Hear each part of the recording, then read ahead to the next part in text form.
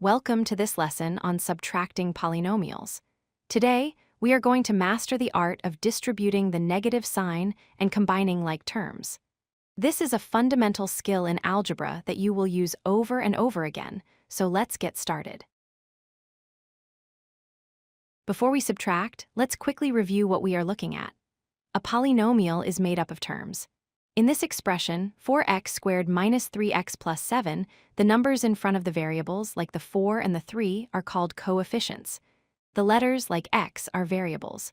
The small numbers are exponents, and the number sitting all by itself, the 7, is called a constant. The most important concept to understand today is that subtraction is really just adding the opposite. When you see a minus sign in front of a set of parentheses, like in this example, it applies to everything inside.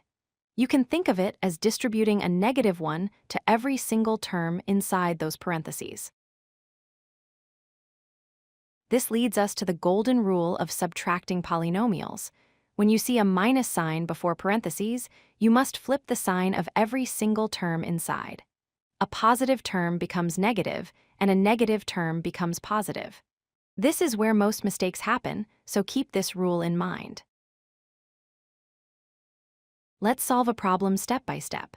We have 5x squared plus 2x minus 4 minus the quantity 3x squared minus 5x plus 1. Step 1 is simple. Rewrite the first polynomial exactly as it is. We do not change anything in the first group, just drop the parentheses. Step 2 is the critical part. We distribute the negative sign to the second polynomial. Notice how the positive 3x squared becomes negative 3x squared. The negative 5x flips to become positive 5x, and the positive 1 becomes negative 1. Every sign has changed. Now that we have removed the parentheses, step 3 is to identify and group like terms. We look for terms with the same variable and exponent. We group the x squared terms together, the plain x terms together, and the constants together. This makes the math much cleaner. Finally, step 4 is to combine those groups. 5x squared minus 3x squared gives us 2x squared. 2x plus 5x gives us 7x, and negative 4 minus 1 gives us negative 5. Our final answer is 2x squared plus 7x minus 5. Let's try a simpler example with binomials. We have 4a minus 3 minus the quantity 2a plus 5. First, we distribute the negative to the second group, making it negative 2a and negative 5.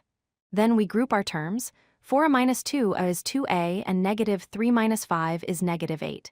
Our answer is 2a minus 8. Here is a trickier one. Notice the second group has a negative 2y squared. When we subtract a negative, it becomes a positive. So, negative 2y squared becomes positive 2y squared. The positive y becomes negative y, and the negative 5 becomes positive 5. Combining everything gives us 3y squared minus y plus 2. A very common mistake is what I call the lazy distribute. This is when you only change the sign of the very first term but forget to change the rest. In the incorrect example shown, the student didn't change the negative 5 to a positive 5. Don't fall for this trap. Always distribute to every term. To summarize, first, rewrite the original polynomial without changes. Second, distribute the negative by flipping every sign in the second group. Third, combine your like terms. If you follow these 3 steps, you will get the correct answer every time. Thanks for watching. If you like this video, hit that like button and don't forget to subscribe. Visit codelucky.com for more such useful content.